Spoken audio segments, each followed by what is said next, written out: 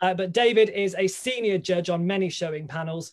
He's the former chair of judges for the British Show Horse Association, and he's also the chair of the Showing Council. As director of showing at Hickstead, he oversees the showing sections at both the Al Sharad Derby meeting and the BHS Royal International Horse Show. He previously enjoyed time as a breeder, point-to-point rider and trainer as well, so very much averse to the racing world. And he's a real champion of the thoroughbred, which again, all four of our guests and the host is, of course. He very much, a quote which we like to bring up when we have David on any of these webinars, does say that thoroughbred horses taught me to listen, feel, think and decide. So we'll get to know a little bit more about where that quote came from a little bit later on. And we'll be hitting on all of the expertise we've got tonight. We've got a great panel, absolutely thrilled you can all be with us. And there's lots to look forward to. Don't forget, these webinars are for you, of course, at home. That's why we're doing these webinars, and they are designed to be educational, informative. So use our guests while you've got them. The webinar generally an hour, but as you'll have seen from the last few weeks, we will go over if there are enough questions, and we'll make sure that we put our guests on the spot and get the answers to the questions that you want. It's really easy to get involved. You've probably all been using Zoom throughout lockdown, and if you haven't, I don't know where you've been.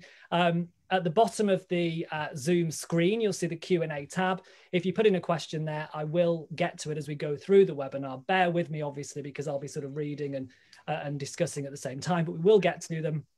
And I'm sure anything that we don't get to, we can organise being answered in a different way. So please do get involved. As I say, these webinars are for you, and your involvement is what obviously makes them happen. So guests, good evening to you. We're going to start in probably the first place I'm going to start, actually. I think I will come across to Helen, because one of the very first things I think showing is very popular in our RoR world, of course, but lots of people, when they first get a new racehorse, it might be quite a sharp thoroughbred, fresh out of training, or and they might be looking at where to start. And I often think that showing is quite a good place to start. But how on earth do you go from, even if you're planning a very quiet local in-hand competition, how do you go about making the introduction and those very early stages for the former racehorse to showing? I think it's more about building the early relationship rather than saying, I'm going to go showing. That's the way we're going to go. So arena hire, lessons, clinics, all of those things in a position where you're perhaps going on the lorry, going with others, riding in different venues. All of those things give you an inclination of how your horse is going to behave, what you perhaps need to do a bit more of at home before you put yourself in that situation of actually being at a show. A lot of people think in-hand showing is a really good place to start, but I personally don't. What does a racehorse do when it goes to the races? It goes on the lorry, it comes off the lorry, and it gets led around. So you automatically kind of kickstart a few memories. So for me, I prefer to get them off the lorry and get on, but that's a personal thing. Some horses go with that. Some you can do the in-hand. It's very much down to their temperament, but it's all of those outings and those hours and weeks that you invest into that horse, that you find out more and more as you go on. And it's all about just putting yourself and your horse in the right situation, and just nobody wants to be in danger. Nobody wants to just have a loss of confidence. And each time, if you just push a little bit further, then you start planning your shows. And when you do start looking at your shows, pick your venues with good warm-ups. Pick your venues where you know the arenas and you know what you're dealing with. And it's just all about the planning. It's all about just thinking perhaps how your horse might be thinking, rather than, well, it's March, I've got to go to a show, and just think outside the box a little bit. So, and you're absolutely, of course, a great point that you've actually brought up there. And that's something that we touched on even in the last few weeks with dressage and eventing. It really comes down to the individual horse, because obviously, as you say, some horses in hand is just not going to be appropriate, and you can just get on and it'll actually be much of a better experience. Others, it might be that isn't right for them. In general terms, though, is there a level that you would say, is there anything sort of as a tip that you would give to someone that works generally that they need to keep in mind as one thing that you would say they should take away with their new horse? Is there one thing that they should take away really in those very early stages to when they'll feel ready to go to the show? Trust your gut. You'll know when you're ready. And it's always perhaps going to be a bit of a jump to enter that first class and go in. But the time will be right. There will be a day, a show, or if it's terrible weather, or if you don't quite feel it's right, don't go. Wait till next week. Don't feel it has to happen really, really quickly and to meet a deadline. And perhaps pick the slightly better show rather than your tiny little riding club show where your rings will be tiny, your ground might not be quite so good. I personally would prefer to go on a surface to start with, an arena that I'm familiar with, just because it takes that element of, oh God, what's going to happen away. So it's just all about the preparation, and just don't be afraid to ask for help. Get trainers, get all of there's so many people out there that will help you. Don't be afraid to ask. And isn't it also about just sort of realizing these little wins almost? You know, you could have a horse which absolutely blows its mind every time you take it somewhere, but on one day it goes somewhere and it's actually relatively well behaved, and you manage to get through your show and you go home. You might be absolutely, you know, placed nowhere, but actually you on that day, if that is a step forward, that is a win. Yeah, and your first show is always going to be your first show, and then you go home and you have a debrief with yourself, with your trainer, with your family. What can I do for next time? What do I need to improve? Do I need some more lessons? Do I need to go to different places? You have to start somewhere, and if it goes wrong, it doesn't matter. We just have to learn from it, build, and go again. And this might sound like an obvious question, but how important is the preparation? Because part of the reason, I mean, you know, I think anybody could relate to this. If you go to a show or a horse trials or a show jumping, whatever it is, it doesn't matter. If you're going to a show and you are unprepared in any way, whether you're not sure about where you're going journey-wise, or you know, you're not sure what the arenas are like at that particular venue, that is going to add to the nerves, isn't it? Which will translate to possibly a poor show with the horse, because they're reading on what your body language is doing. Oh, definitely. And it's natural to be nervous. We're nervous when it goes well, when we're on an open, established horse. It would be wrong not to have nerves, but don't go and give yourself too many things to be worrying about. Try and tick all of the boxes, know where you're going, be half an hour earlier than you really need to be, and make sure you've got your number, make sure you know all of these things. Give yourself that extra bit of time, make sure you've got enough people on the ground. Just trying to limit those things that could go wrong, and you'll probably be pleasantly surprised. And make sure you've got a nice lunch for after you've done your class and that kind of thing, and have a nice day. That's what it's all about. We've got these horses to have fun with, and just don't take it so seriously. It's got to be enjoyable at the end of the day. Yeah, I like the sound of having a nice lunch, especially even if it all goes wrong, at least you've got a nice lunch to look forward to. Helen, thank you for now.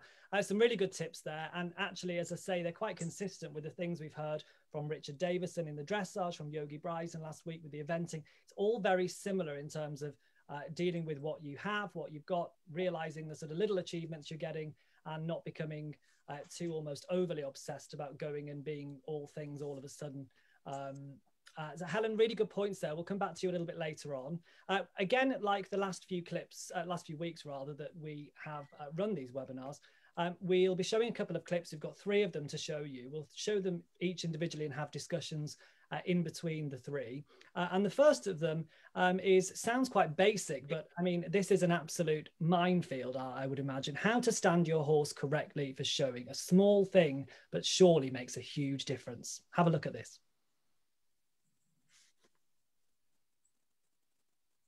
What's very important in the showing classes is the confirmation section, and it really does make a huge difference how you stand a horse for the judge.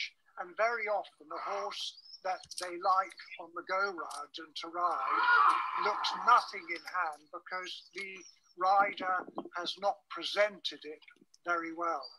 And you will see in this stance that the horse is standing with the near fore and near hind away, off fore and off hind closer together, so that the judge, looking at it from the near side, can see all four limbs.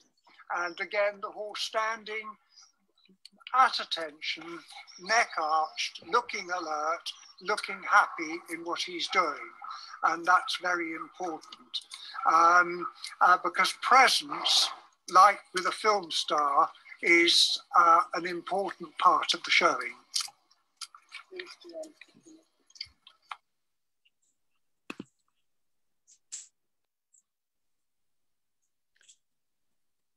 Richard, I think a good place to start will be to come to you and ask you just to explain, underline perhaps, how important is getting your horse to stand correctly? Just how important is it fundamentally?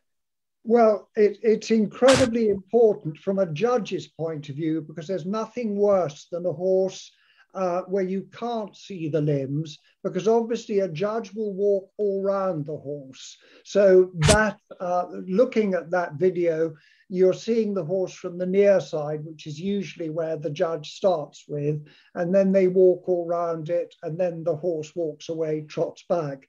But it's so irritating if you're a judge, if the horse is, a lot of riders get anxious about this and they fidget the horse backwards and forwards, so it never really, what I call, quite stands still. And though the horse was fiddly with his head, the stance of his limbs was good. And this is so simple because you just practice it at home and you make sure that you know that your horse will stand correctly and present itself to the judge. And a lot of people don't realize that you have to stand in front of the horse, as that rider did. And some people stand alongside them, which is completely incorrect. So it pays to watch. If you go to a show thinking you're going to show your racehorse, go and watch, doesn't matter what class you watch, but go and watch your hunters, your hacks, your riding horses and the professionals and how they stand their horses up and how they present them, which is a very good learning curve. And is it in a similar comparison perhaps to a square halt? Because that's a very similar thing in the way that, I mean, I was taught that when you're at home riding in the arena, don't accept anything other than a square halt because it gets you in the habit. This is something that people can be doing at home as they're walking their horse around the yard, is it not? Something which can just be practiced. Absolutely, yeah. Yeah, and I see, but obviously, whereas in dressage you want a square halt to get your big marks, in the showing you don't want a square halt when you're presenting it for the judge. And sometimes they stand and they look like an elephant on a tub. It's very much try and get the horse to stand over and show its scope and its range. So how would you advise somebody with a relatively raw horse that's out of racing? Where would you start in developing that sort of standing with presence, or what tips would you give somebody that is literally standing in front of their horse and has no idea where to start? Well, I think this is totally homework. I think that, let's say you ride your horse, you exercise it, and when you come back to the yard, spend a few minutes teaching the horse to stand properly and to accept standing still, and also, as we'll come on to later, walking away and trotting back. But it's one of those few things that you can do and spend a bit of time on at home, or even when you fetch the horse in from the field before you put him in his stable. Teach him to stand. And obviously you can help a little bit by using tic-tacs or polos to get them to arch their necks and look interested. But it is simply homework. And as you say, and we've all seen it, when people are standing there, and probably nerves come into this a little bit, if your horse isn't standing quite how you want it to, and they start jabbering on the reins, and pushing it backwards and forwards and sideways. What would you advise somebody to do when they're in the moment, the judge is there, it's quite an anxious moment, and your horse isn't quite standing? How would you recommend they start to put that right? Or do they just leave it and go with it? Well, I think basically, from a judge's point of view, you try and help them a little bit, and basically, at some of the big shows, it is very difficult because there is so much going on. And with an ex-racehorse in particular, the sounds remind them of, say, Cheltenham. And it's very difficult. And then they get really fidgety. Something that only what I call repeated going to shows will gradually get them to realize and relax. It's a very good idea, which you're allowed to do, to plug their ears. Yeah. Which in fact, it's like racehorses now, a lot of them wear hoods rather than blinkers to shut out a lot of the distractions of a race course. And that is the same idea. And that will often be very helpful. Absolutely. And the hood concept has gone into many disciplines, hasn't it? Because you go to the show jumping competitions now and they have their rather fancy diamante encrusted cloth ear covers. I'm going to see if our other judges on this panel are quite as nice as you sound, Richard, because you sound like you'd give me a hand if I was stood there and my horse was going backwards and forwards. But I get the impression David Ingle might not be quite so helpful. So David, how do you feel when people present a horse and it's fidgeting, or what advice would you give to people like me who've probably got a horse that's going backwards and forwards in all directions? I would definitely help. I'm not that scary. But you want to talk to the competitor, you know, there's always a good morning and you want them to, you know, acknowledge you. So it's about getting them to relax, because if they're tense, the horse will be tense, and then the horse doesn't know what they want. And they tend to, you know, if they get a little bit anxious, then they make the horse anxious and it gets jittery. And if they start fiddling with the bridle, then the horse gets a little bit fiddly as well. So it's a question of being able to say, that'll do there, that's fine, and giving them some reassurance because actually they've got it.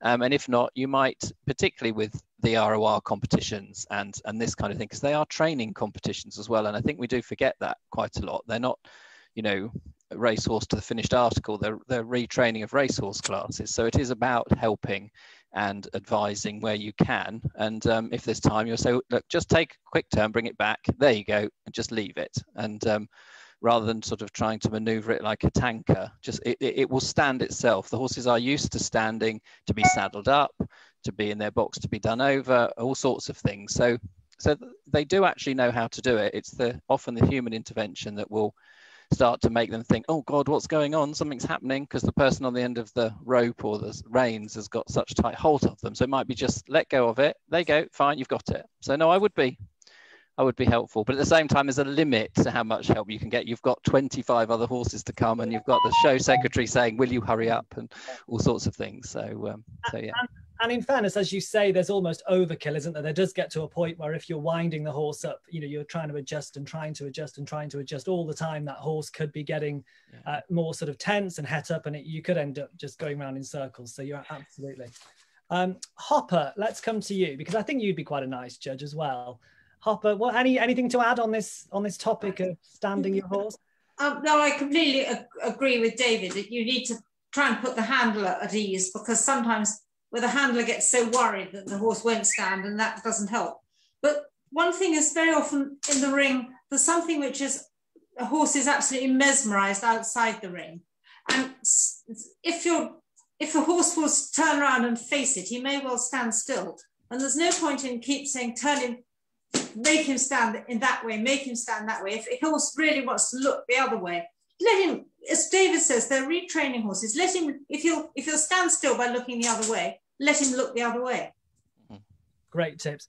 And I think it's really useful having judges on this, actually, because a lot of the time as competitors at any level, you sometimes want to know what the judges think. And I just think it really, really helps hearing these tips from you guys. Helen, I'll come back to you a little bit later on, actually, because I've got a couple. Can I just add something in on the standing up? Yeah, go ahead. There's, with the novice classes and the open classes, I think it's fair to say that there's probably going to be a little bit more leniency for something that perhaps doesn't want to stand still in the novice classes.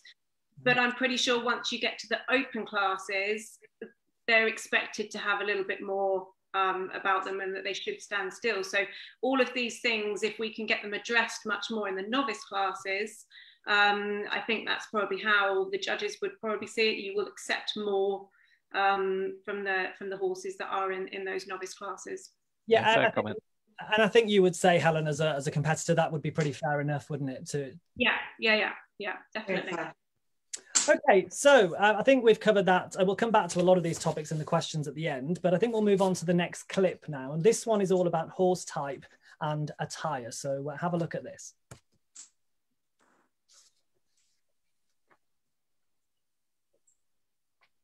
Now, you will also notice this horse, thoroughbred horse, is shown as a hack. And the rider is wearing navy jacket, tie, and obviously a correctly fitting strap hat, spurs, top boots, and that is the correct dress. If you think your horse is hack type, that is what you would be wearing. For the hunter type and riding horse types, which you're going to see later, you will be wearing tweed. The other thing is to mention that when the judge has looked at the horse from the near side, they will walk right round the horse. When they get to the off side of the horse, the rider should push the horse back half a step so that the judge gets the same impression on the off side as they get from the near side, which she has just done. And then the judge will normally get behind the horse and say thank you, and they will move on.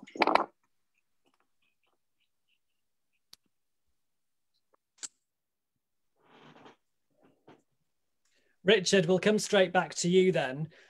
So these tips that I think you're giving everyone are really useful, because these are relatively small things, little tips about sort of presentation and how you're presenting the horse and the pushing back half a step. But these are potentially huge things in the sort of competitive arena, aren't they? Because these can make a real difference. If people aren't doing these, they surely raise those alarm bells in your judge's head. And just that bit of ring craft actually can help in terms of the performance. Absolutely. I mean, there's no question of the fact that if a horse is stood badly, and as I said before in the first, that your impression of it as a judge goes downwards rather than upwards. And I think that it's also very important. I think the one thing that this perhaps has brought to light is that a lot of people don't know whether their horse is a hack or a riding horse or a hunter or whatever, which I think we get later on. And I think it's very important. I mean, so many of the thoroughbreds are so beautiful and very much hack types. But I think if you're not sure, then I think you need to be able to ask a professional or somebody very knowledgeable, like say Hopper or David or Helen, what do you think? Is this a hack or a riding horse or whatever? But there's no question of the fact that the presence and the stance of the horse in hand makes a big difference. And in terms of the rider, because I mean, obviously we speak so much about the horse, and these webinars are so much about the retrained racehorse. But again, that short clip that you showed in terms of the attire, making sure you've got the right clothing on yourself, making sure your boots are absolutely spick and span, they're the right boots, you've got your spurs on. These are things which, again, can just help your overall performance and actually play into the first point we spoke about giving you confidence, because you know that you look the part, you've got all of the right attire on, it gives you confidence. Absolutely. And I think somebody's probably going to say, I can't wear spurs on my horse, right? But you can get dummy spurs which have no neck on them. But technically, spurs are correct dress. I'm afraid I'm very traditional and old-fashioned perhaps, but spurs are correct dress for the adult rider. I know in some societies like the mountain and moorlands, you're not allowed to wear spurs. And I think one of the coloured societies doesn't allow them. But certainly in what I call the proper classes, I think you should make the effort to wear something at the bottom of your boots. Absolutely. Well, just keeping in with this, because that video just cut off short, I think, a little bit. So let's just watch part 2 of that second video now.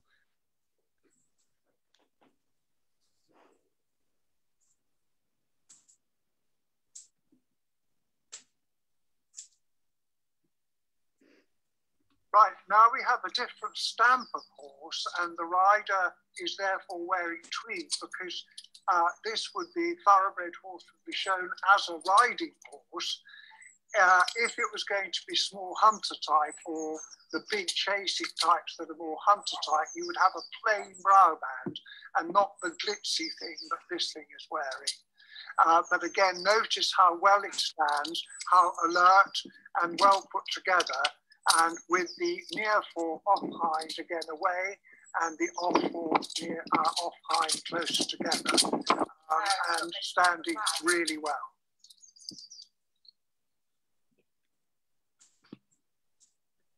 So Richard, that was obviously the other half of that first video. So very different type there.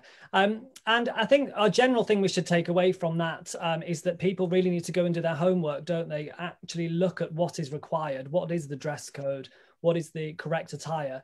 And that sort of homework plays again into the very first discussion I had with Helen, talking about preparation before you even think about going to a show. Yes, and I think it's very important, however nervous you are, showing is an art, and there's no question of the fact that you have to go into that ring and sell yourself and your horse to the judge, not too literally, but it is important that you feel that you've left no stone unturned to turn your horse and yourself out as correctly as possible.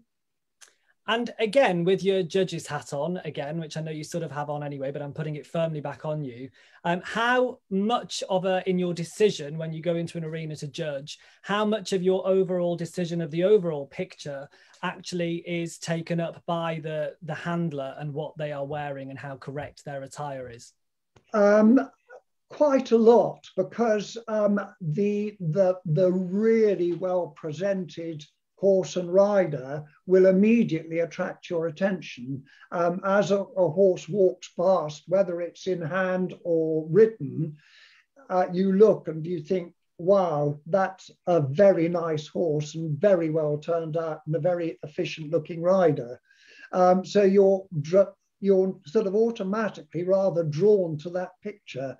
You might not like it a bit later on, but for the moment, it is first impressions that are actually quite important.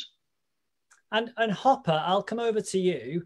Again, as a judge, I know you evented and did a number of different disciplines, but this level of presentation is so important, isn't it? And selling the overall picture. It almost, you throw away marks almost. I know we're not giving, we're not talking about marks at the moment, but you're almost throwing those away before you even start if you're not in the right attire and you're not presented correctly. Yes, I mean, I absolutely agree with Richard's last comment. I mean, first impressions matters so much. And if a horse walks into the ring and the whole picture is correct and he's nicely turned out, he's got the right tack on, the rider's got the right coat on, the horse is walking down the long side as if he owns the place, you're half in love with him before you start. And first impressions is hugely important. And as the other speakers were saying just now, the homework before, just to go and look at shows and watch hack class, watch a riding horse class and see how the professionals do it. And try and pick up from there, because first impressions are very important. And David, again, do you want to speak to, would you like to speak to about this sort of presentation topic and how you're presenting the horse, and particularly bring in a little bit again, if you've got a horse that's a little bit fidgety, surely if you're dressed the part and you're in the right attire, it almost takes your judge's eye slightly away from what might be 1,000 sins going on. It might not take my eye away from it, because that's what I'm there to look for. But I think it sets you in the right mindset. I think it's important to enter into the spirit of the rules, enter into the spirit of the discipline that you're doing. So it'd be no different for dressage or eventing, etc. So I think it is important to set the scene. And if you feel the part and you're confident, it gives you confidence. You look the part. You've put in the preparation. I mean, that said, it's not a question of, if you're dressed a little bit wrongly, that I'm going to take that completely away from you. I mean, I'm very much a traditionalist, but at the same time, I feel quite strongly that these are retraining classes. It's called retraining of racehorses, and I know I keep banging on about it, but it is really important because it's what it was created for.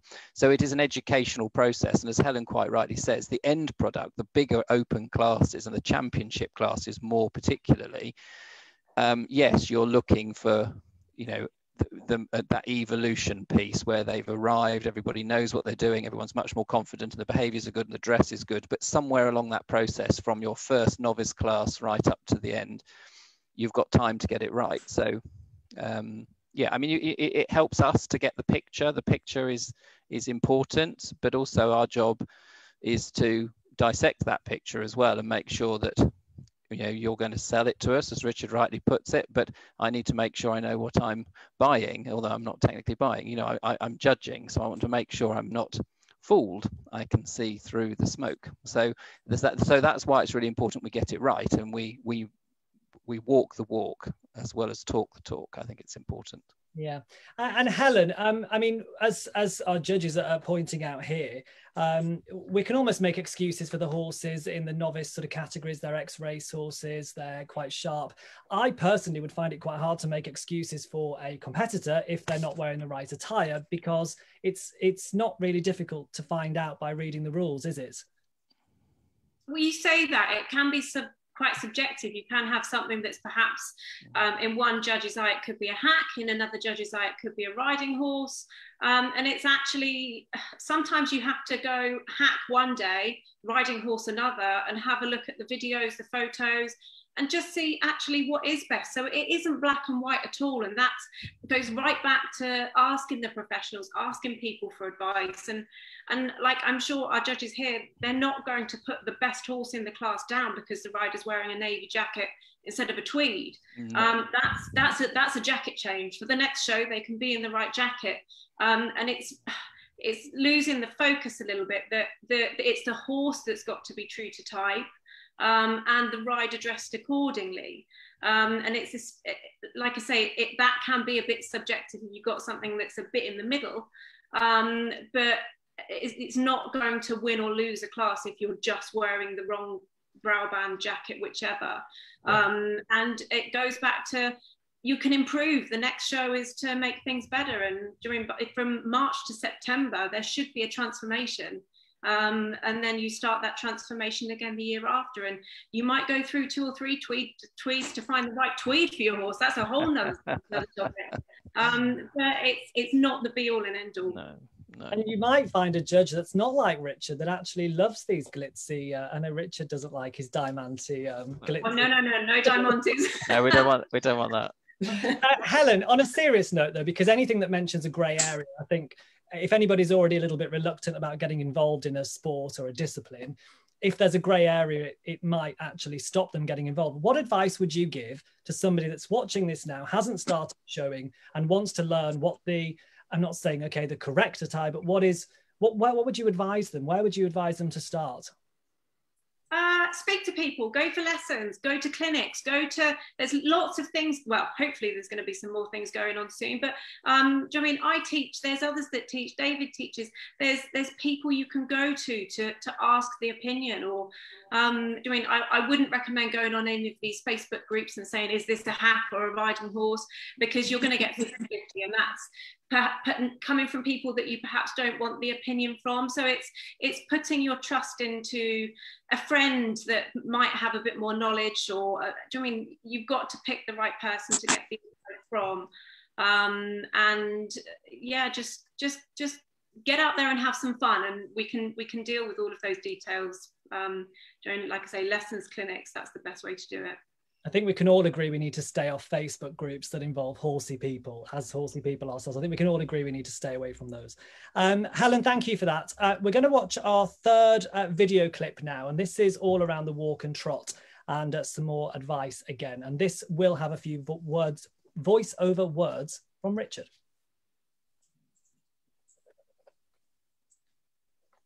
Very important when the judge has finished assessing the horse at standstill that they want to see the horse walk and trot in hand. And it's very important that you teach your horse to walk properly alongside you and actively, so that the walk can be the same with the trot, the rider will turn the horse away from them so they don't get trampled on, and then the horse hopefully will trot. Again, very much full of life, very active, very straight.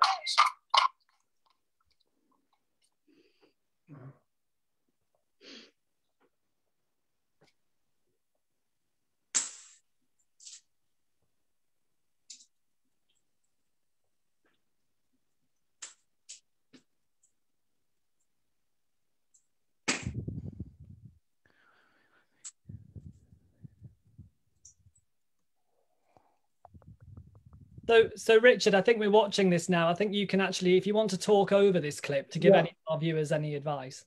Yeah, the first clip, it was a little bit messy. You couldn't really get a proper look at it. The second clip was better, of the bay horse. But the important thing is, and this again is this homework business, both horses walked forward with the handler and have been taught to do so. And the same with the trot. They trotted with the handler, ears pricked and moving freely forward. The judge, obviously, when they're looking at the movement, they want to see that the horse moves straight, that in the walk it overtracks and it's walking freely forward, and that the trot, when it trots, is level and even. And again, if you look particularly at the second one, the bay horse, he trotted with a lot of presence and looked really good. So again, you're selling that horse to the judge as a particularly nice animal. But I do find, and I have found, I'm sure the others will agree with me on this, so often that you have a horse and it's in hand and you think, oh, I like this, it's a nice horse.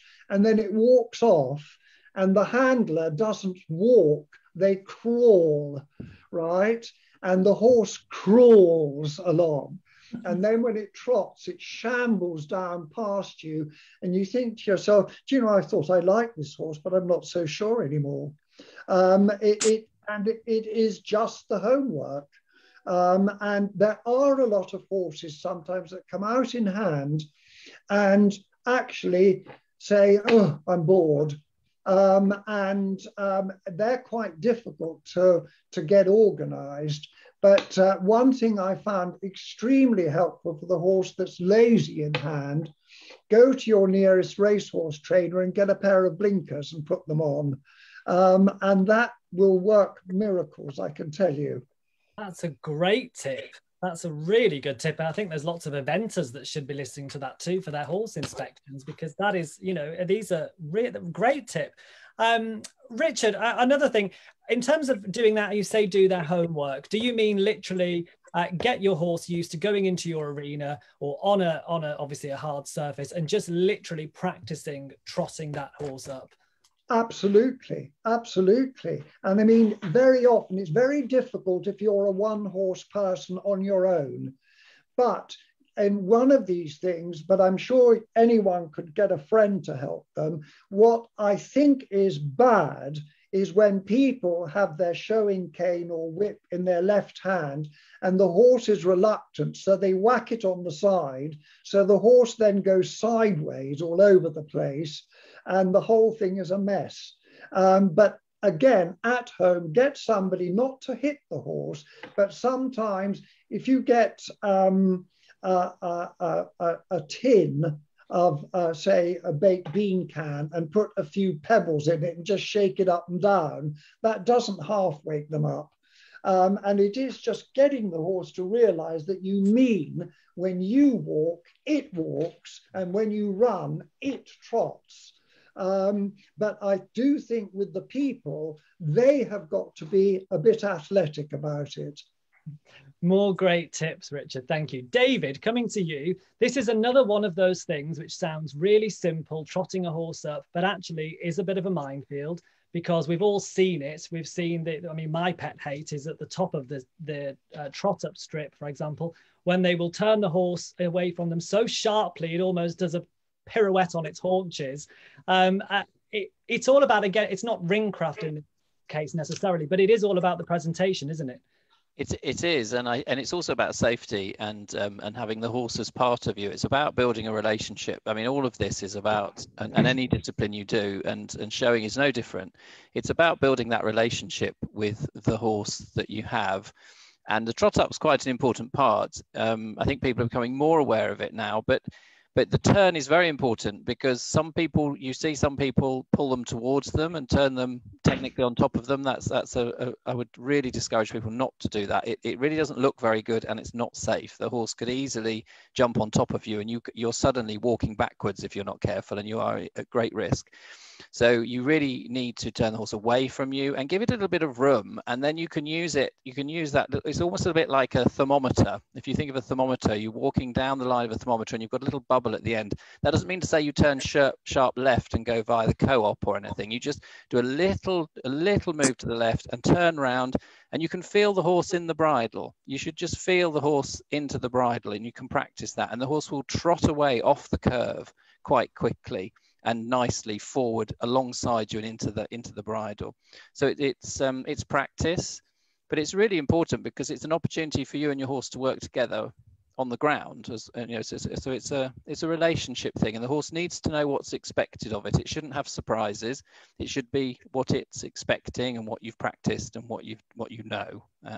It is quite important because thoroughbreds in particular can react very quickly to things. So it's important that you've got them in hand, but that doesn't mean to say you're strangling them. It's a nice contact in the hand. And hopper, another common thing I suppose we see is a horse either being dragged or the rider perhaps, I suppose, less frequently, but too far back behind them. Where should they really be positioned when they're presenting a horse for you in the trot up?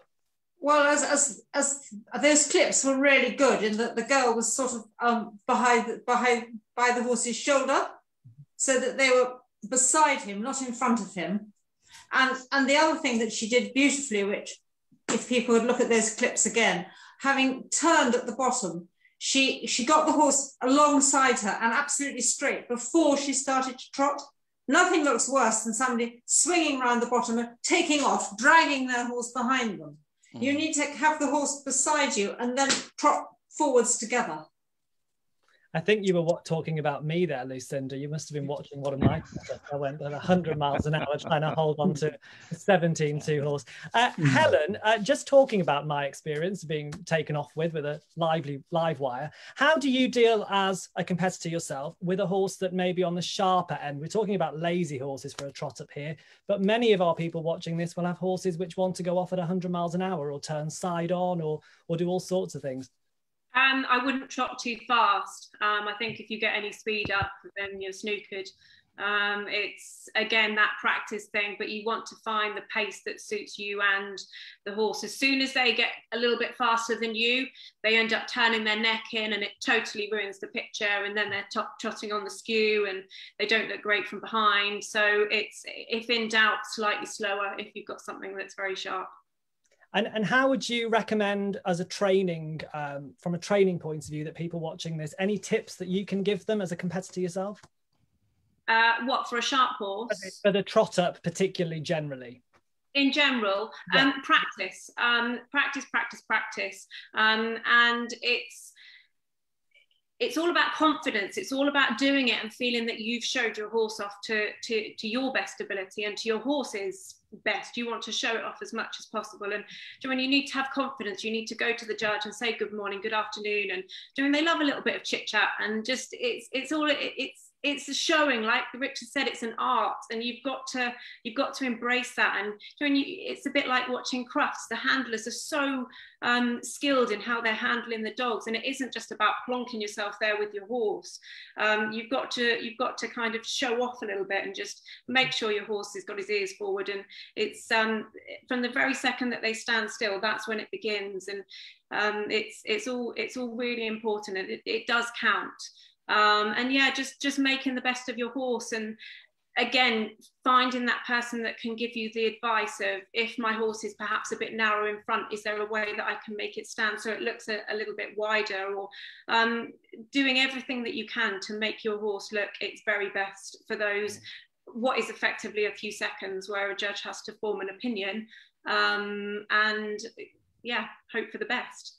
Yeah, so again, it's all coming down to the individual again. So if you've got one that's a little bit sharp, that's running away a little bit, you would recommend slowing everything down. Slowing down, and I'd probably have a little bit more feeling on the outside rein.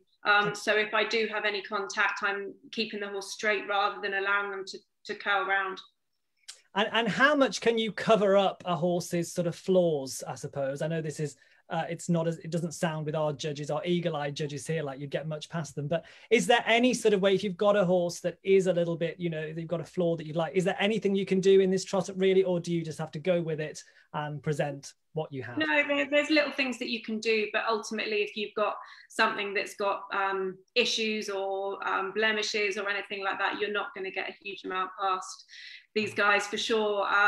But that's where, if you have perhaps got something that you know is not so good, that gives you even more reason to make use of all of your good points and making sure they're not going to judge a horse by one particular part. It's the overall picture. It's there's so many bits. So yeah, don't become focused on your one bad bit, but we're going to do our absolute best to make our horse look the best in the class on that day.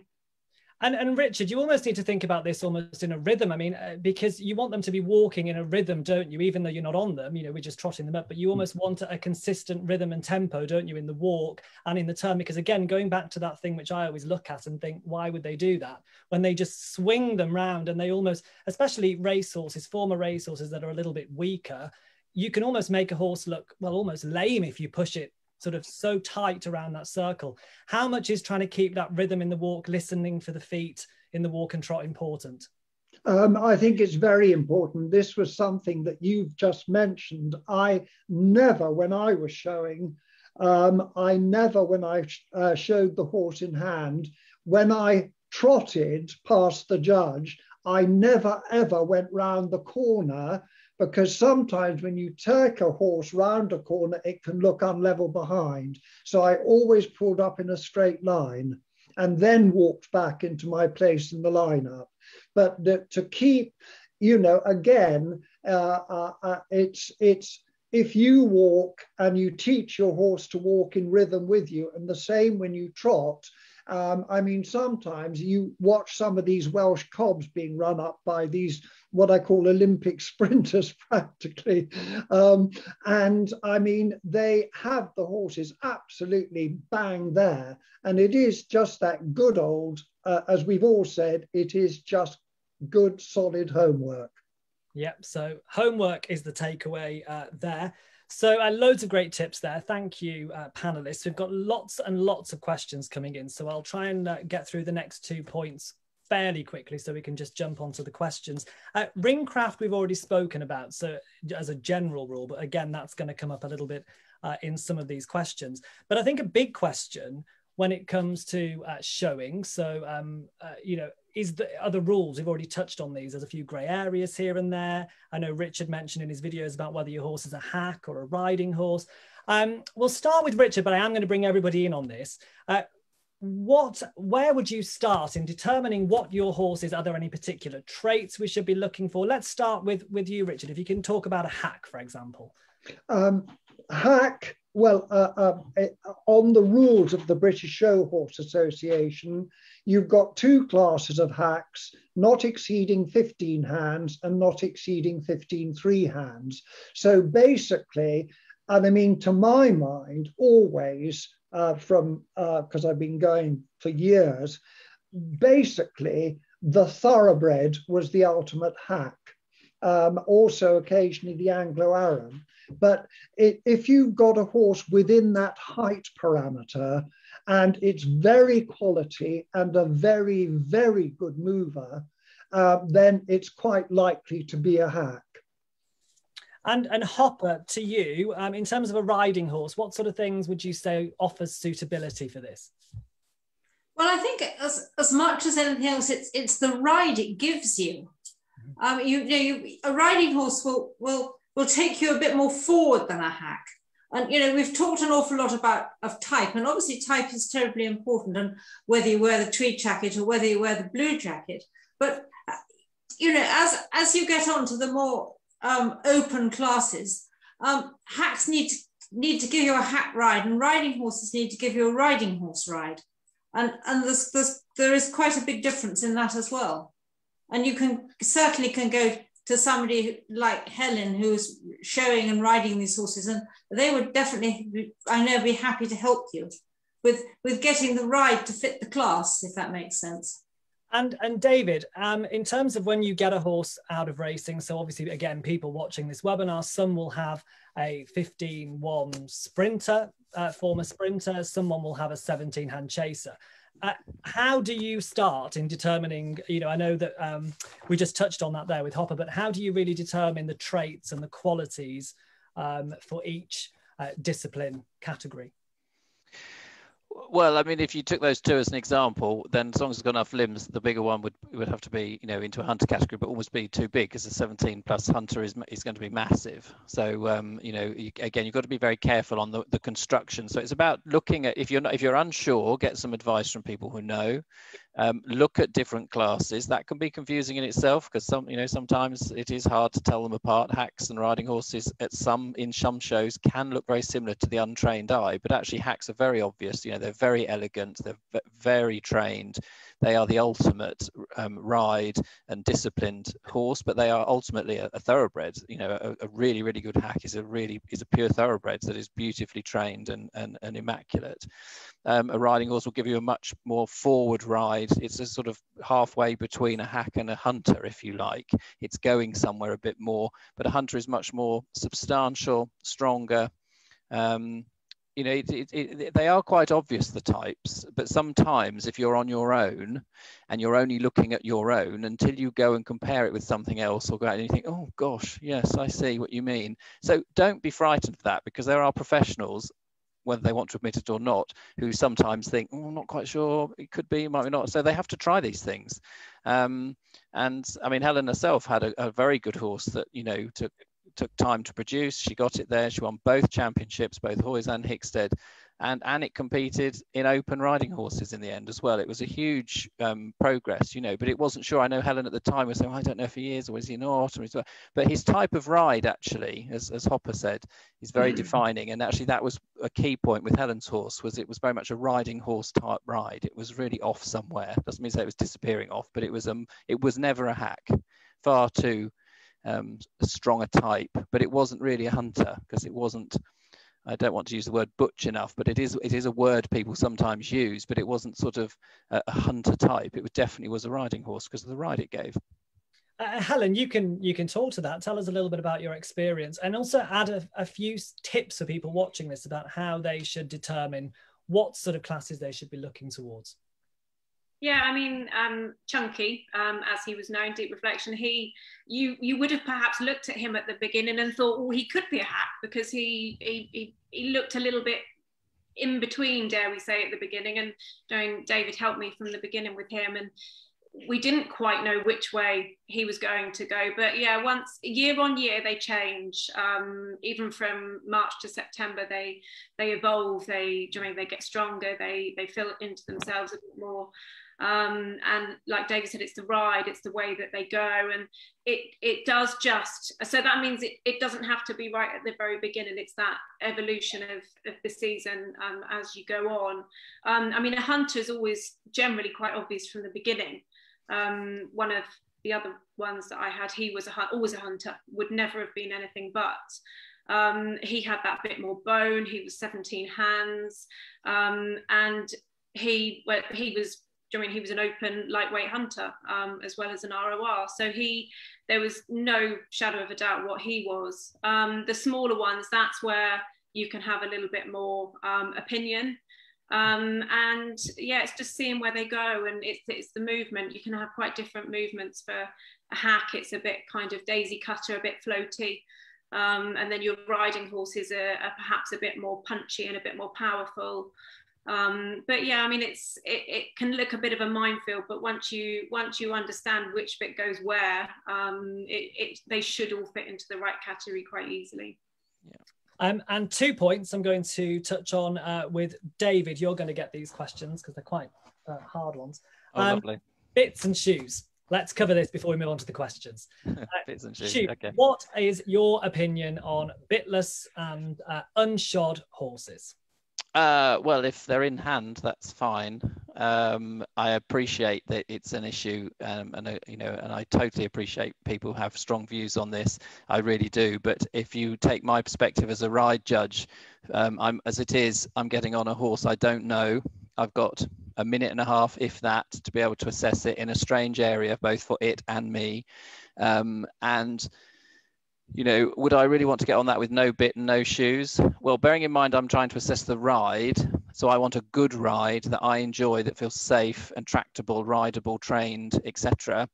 That neither of those things to ride without a bit and no shoes are going to help contribute towards that. So with what we're actually looking for, it's going to detract. And also, if you're on grass, no shoes on a thoroughbred, on any horse, to be fair, does impact what you feel underneath you on a ride.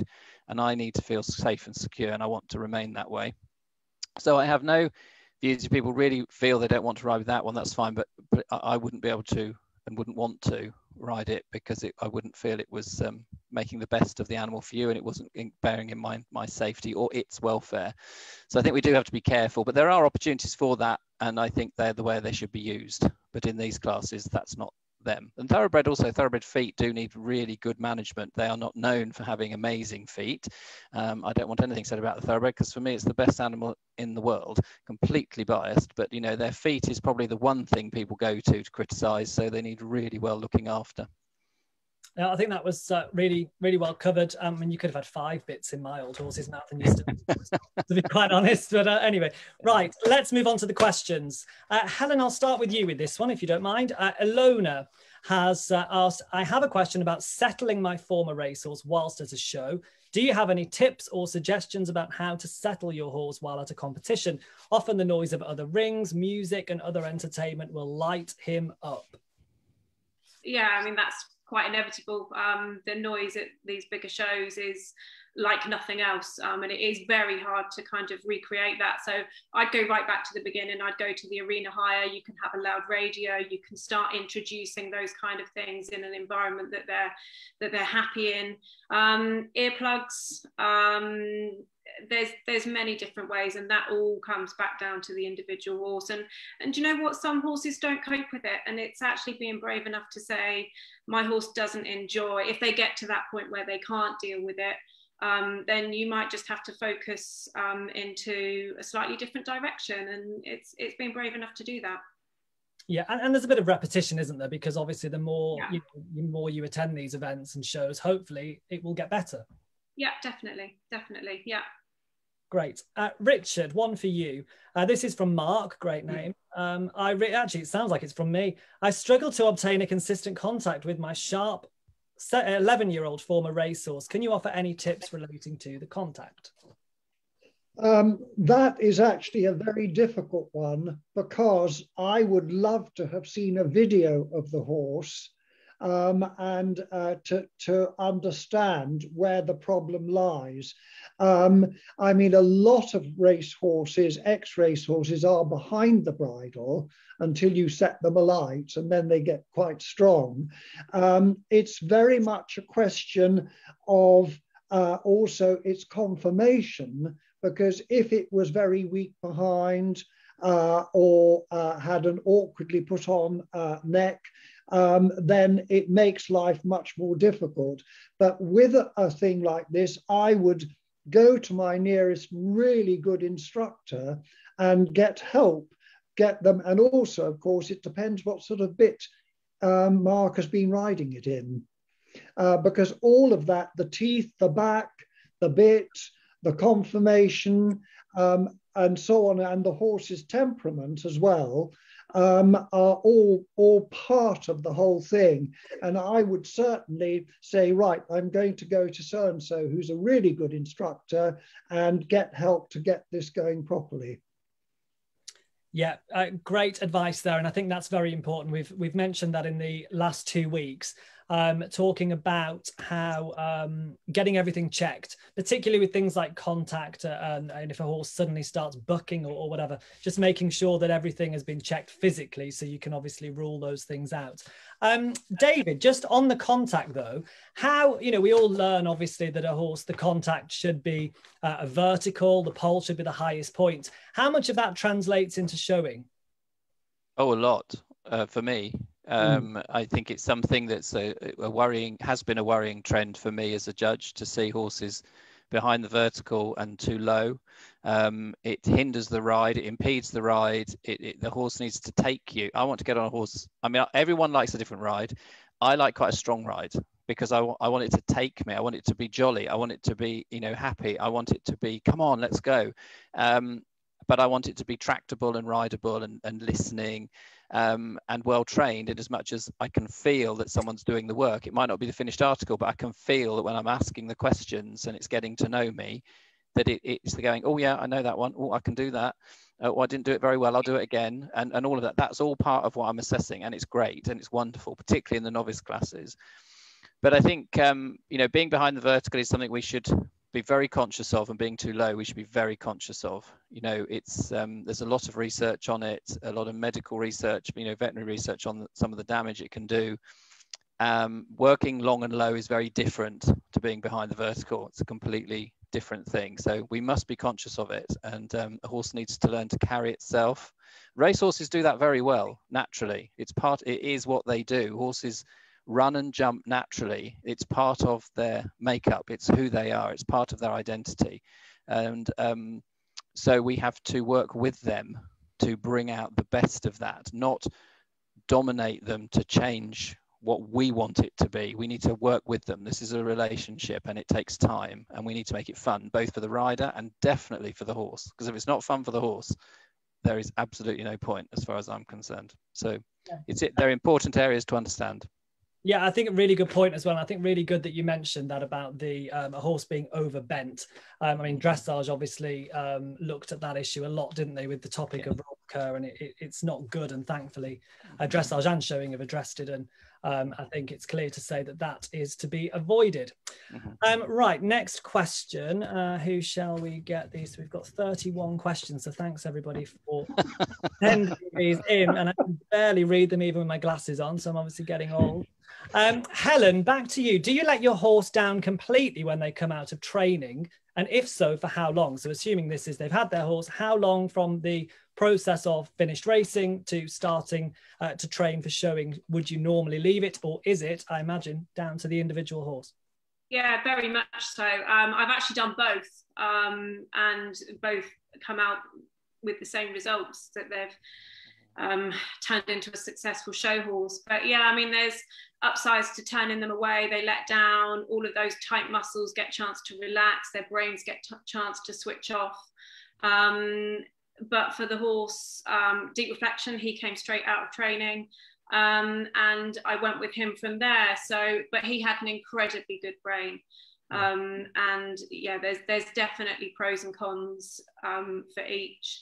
I like a horse out of training because you know what it's like when it's fit, you know all of those bits about it straight away. It's always good. There's a lot of very good poor performance vets out there that instead of waiting until something's gone really wrong, I found it quite helpful to have some of these vets on side to just perhaps give you a once over before you start and pick up on these foot balance issues, these during you've got a bit more muscle on this side than the other, you've got little things. We're not looking for major problems, but we're looking for the little things that we can start fixing straight away. And you end up with a much more straightforward, rounded horse quicker. By picking these things up much sooner. So I think either way is good. There's no right or wrong answer. But yeah, that you might have one that's from training that you think actually it needs 6 months in the field. It needs to go and just let down. I mean, some of them might have injuries. There might be valid reasons for them going in the field. Also time of year as well. I mean, if I got a nice horse in November, December, would I want to chuck it in the field through the winter? Probably not. So there's lots of external factors as well that need to come into it. Yeah, it's a case-by-case individual response to that one. Excellent, good answer. Thank you very much for that. Hopper, oh, this is a biggie. Right, this one is all about splints and sarcoids. I've never been involved with showing, completely new territory for me. My thoroughbred has a splint, which doesn't cause him pain or impact on his soundness, but as confirmation could be important for showing. Is it worth me looking into showing at all, or shall I stick to eventing? And kind of in this same topic, another question, which is all about sarcoids. So how much do these play into their suitability for showing, Hopper? Well, if a horse has got a well-formed hard splint and it's not tucked up tight under his knee, it's not going to worry me too much. Obviously, if it's a very close decision between two, then the one without the splint will stand above the horse with the splint.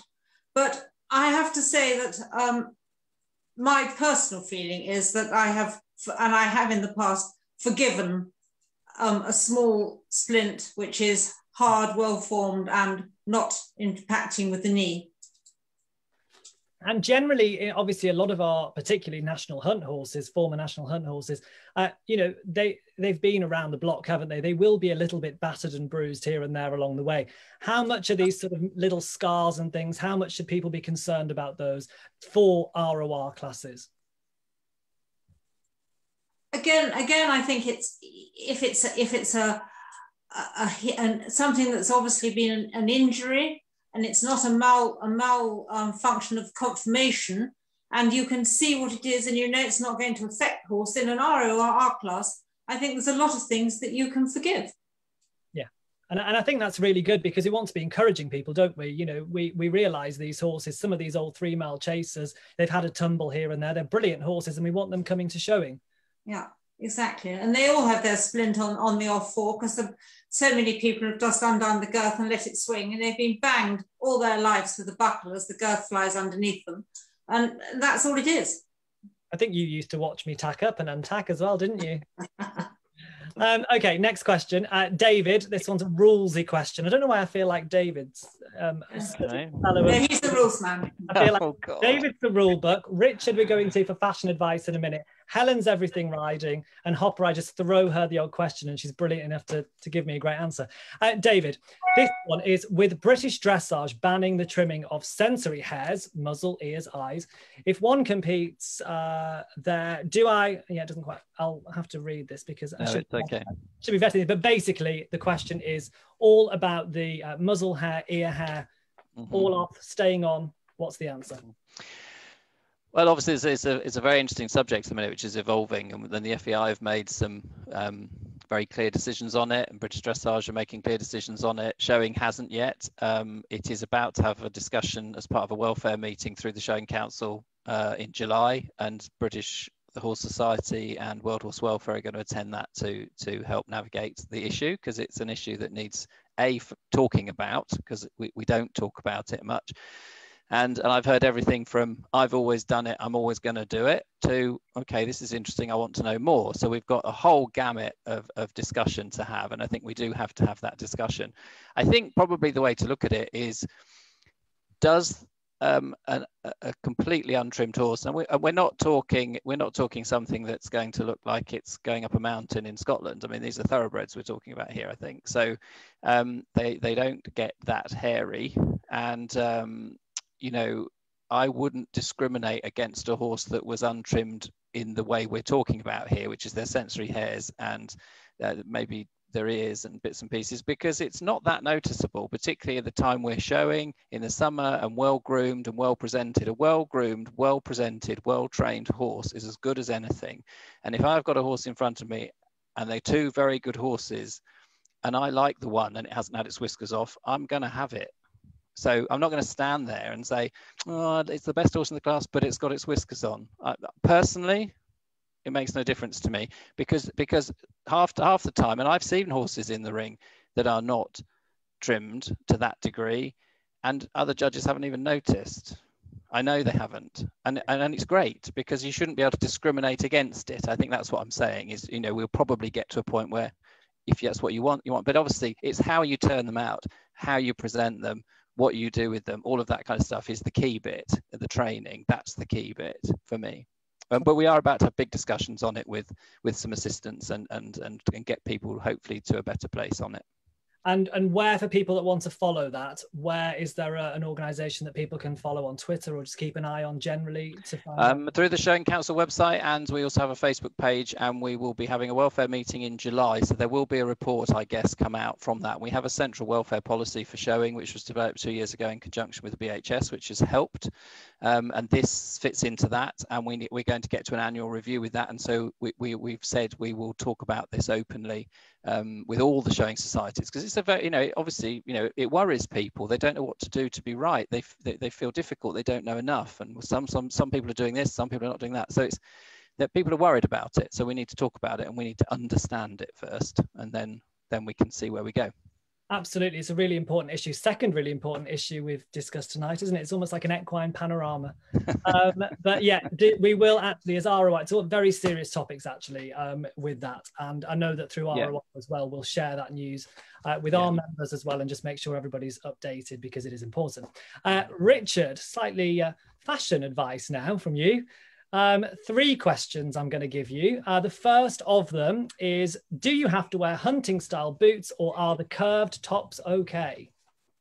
Well, now the curved tops are okay, because so many people have got them.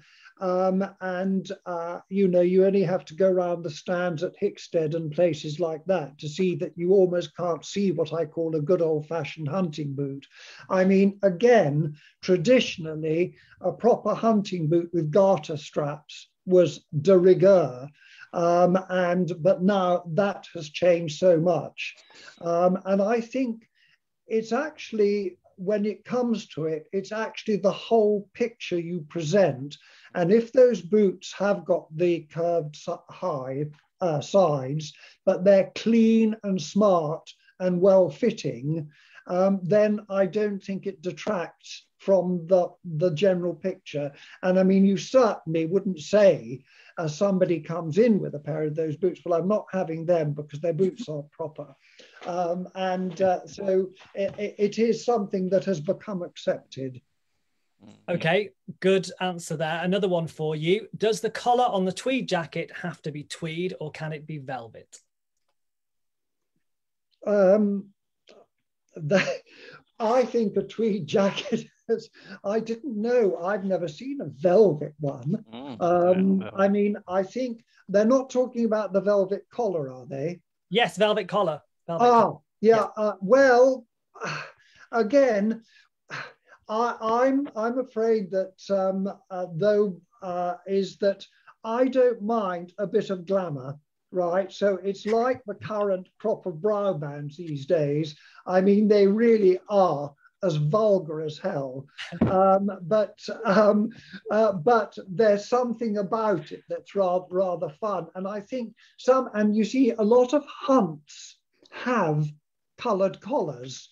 I mean, I know our local hunt, the RA, has a green velvet collar, and so on and so forth. So I think somebody who say is showing a hunter in a championship and comes in their proper hunting dress with a yellow or a red or a velvet collar, I think that's perfectly okay. But I wouldn't necessarily, and I think some of the tweeds that you get these days are a little bit bright, shall we say, and I think it's easier to put a brightly coloured tie or a better colour shirt with a plain tweed. It looks more practical. I nearly wore a blue tweed blazer for this session tonight, genuinely. I'm glad I didn't now. Anyway, another question for you before I leave you alone for a while, Richard. Another one that you're going to love. It's all about brow bands. What colour is best for the brow band of a hack? I've noticed that red seems very popular, but I wonder why. I think actually a lot depends on the colour of the horse. And very popular are red, white and blue, and Swarovski crystals dotted here, there and everywhere. And I think you've got to look at the horse, and also you get a horse perhaps with a big white blaze or something like that. And I think you have to adapt the colour to the horse. I mean, we personally, when I was showing with our hacks, they always wore blue and yellow. As you could see in those videos, they were wearing blue and yellow. But that's just a sort of personal thing. That was always our colour. But it's down, and if you go to a lot of the shows, you go to see some of these brow band stands, I mean, it's absolutely incredible with the colours they come up with. Personal choice. One final one before I move to Helen for some equine wear, equine clothing questions. Should spurs be used in a novice class? Richard. In a novice class, yeah, if the horse needs them. In other words, there's two things here. Spurs are a correct dress for a top boot. So I think, and as I said earlier, if your horse is hypersensitive, you can have dummy spurs. So it is a question of what should look. And again, it's just finishing off the picture, really. And in a novice class, your novice might be an extremely lazy person. So you might find that a pair of spurs is extremely useful. But it is correct dress. And as I say, you don't have to have spurs with a neck on them. Okay, I think that's the end of the fashion segment, but I think this should become a regular thing, Richard, if you don't mind me saying. Helen, horse clothing now. First question is, well, we've had a couple of questions actually about saddles. If you don't have a show saddle, is a dressage saddle okay? Do you get marked down for it, and what would you recommend? If I was ride judging, I would probably prefer to ride in like a GP saddle rather than a dressage saddle, but that's quite a personal thing. The dressage saddles, if you've got nothing else, then it's okay, but it just doesn't have that same kind of traditional look. So it just depends to what level you want to do it. If you just want to do your local stuff, then it's absolutely fine. If you do want to move up the levels and have a go and see how far you can get, then it is perhaps making that investment worthwhile, and it does make a huge difference. And as a ride judge, it's the difference between having a really good ride and sitting on a lovely horse with a bad saddle. So it is important. It would be wrong to say that it's not. It's an important aesthetic view, because the right saddle makes the horse look better. It's correct.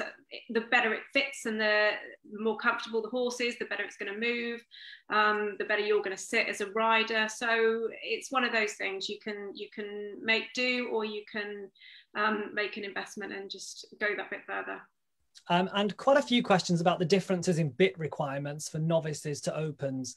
Any sort of guidance you would give people who want to know a little bit more about the bitting requirements?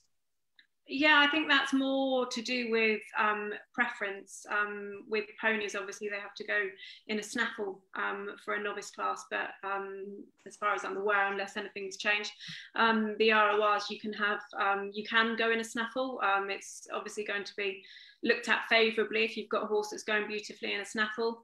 But that's going back to individual horses, a Pelham or a double, and that's a whole new minefield. You've got 110 million different bits that you can have, and it's having what your horse is comfortable in, and then when you're introducing a ride judge, it's got to be something that somebody else can hop on your horse, pick up the reins, and your horse is happy to go and do its job. So yeah, you've got to put in the homework, and you've got to put different people on and go through all of that rigmarole before you deem it the right bit to go and hop off to your county show and expect Mr. Ingle or somebody to be sat on top wagoning round a ring. Yeah, and I think that's really important though, that you've got to actually ride them in this bit fairly regularly, haven't you? Whatever you're going to have in the show ring, they need to be accustomed to. Yeah, definitely. Another one for you. This is from Gillian Carr. She said her horse is midway between a ridden horse and a hack. She went to a judge for advice on which brow band she should use. He suggested a plain one. At the next show, she was placed second. She asked the judge what she could do to improve, and she was told she should use a coloured brow band. Individual preferences of judges gets very confusing. Well, if it's in between a hack and a riding horse, it should always be a coloured brow band in any case. You might have a slightly finer bridle if it's a hack. It's very much to suit the horse's head, your different noseband, your different width of cheek pieces, all that's really fine detail, and that's that you can go on forever looking at bits and pieces. But no, hack or riding horse is always a coloured brow band. Okay. It's only the hunters that have a plain leather brow band. And a little bit on the leather topic, does leather colour matter, e.g. for tack or boots? Rider boots, some people go in brown, but I wouldn't personally. It just doesn't have quite the same look, I don't think. Tack, it's funny because I would never go out and buy any black tack, but my old show tack is well used and well oiled and all of that, and it looks very dark, and you're not going to win or lose a class because you've got black tack, but traditionally, no, it's brown tack.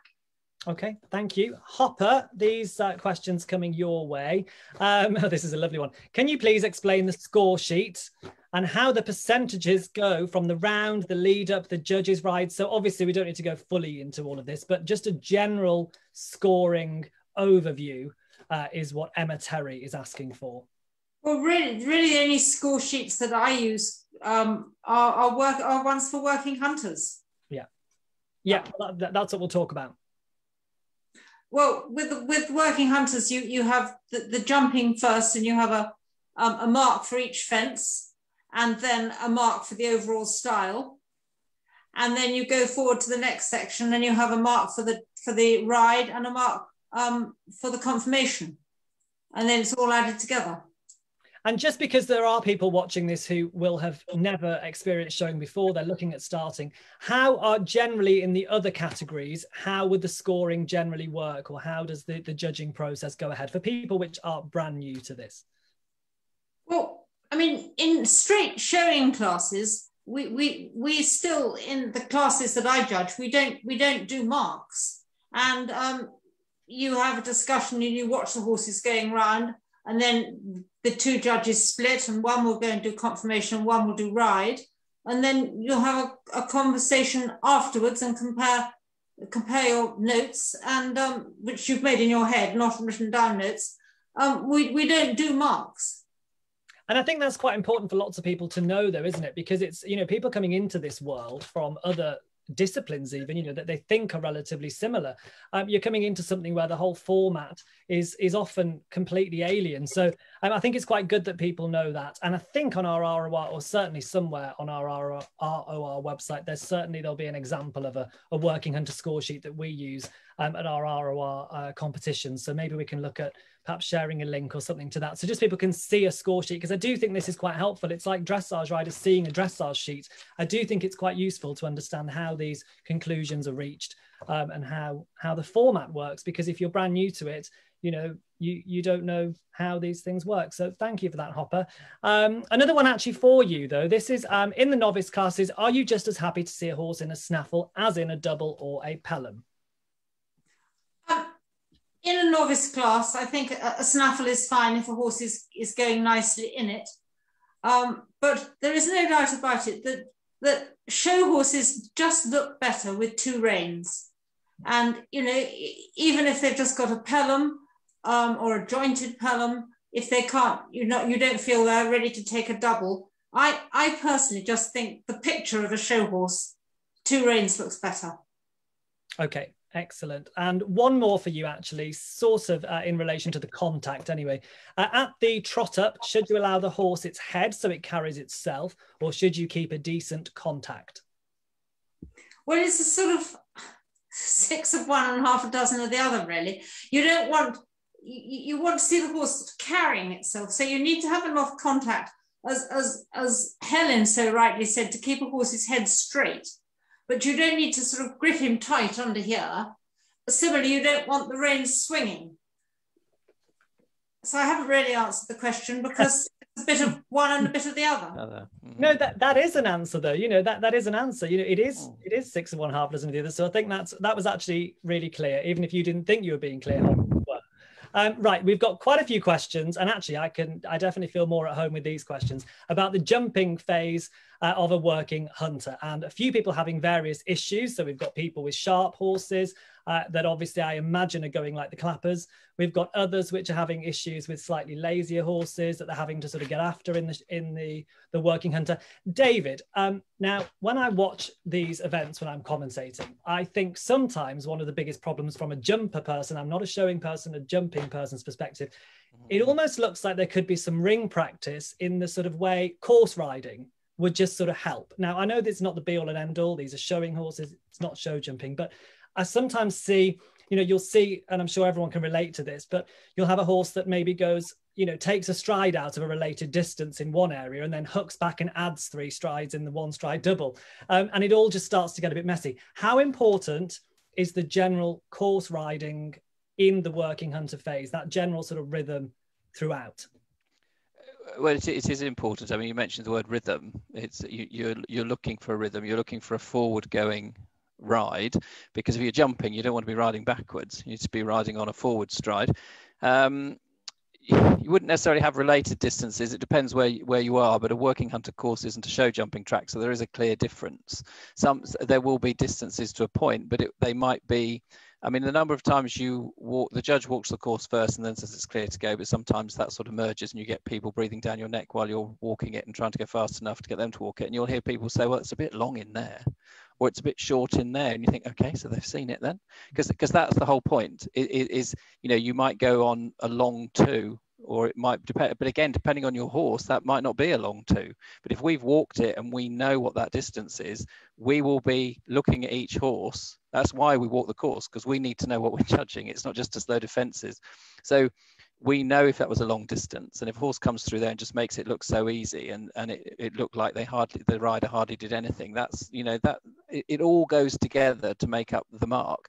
Similarly, if someone's coming in and, you know, they're going and taking a half stride out here and running into one there, they still go clear, but it really was a bit nit one per one, then of course that will be taken into consideration when you come to give the artist's impression mark, or whatever we want to call it, you know, the way of going, the suitability of type and all of that. So it is important. You may well leave all the poles up, but there are other attributes to the class, because it's all in different sections. Yeah, and I absolutely wasn't criticism to anybody that's riding these courses. I just always think surely there is an element, even if showing is your absolute thing and you love showing, that element of course riding, I think people would certainly could only improve for just getting that eye in at riding a course, because it is all about getting your eye in, isn't it?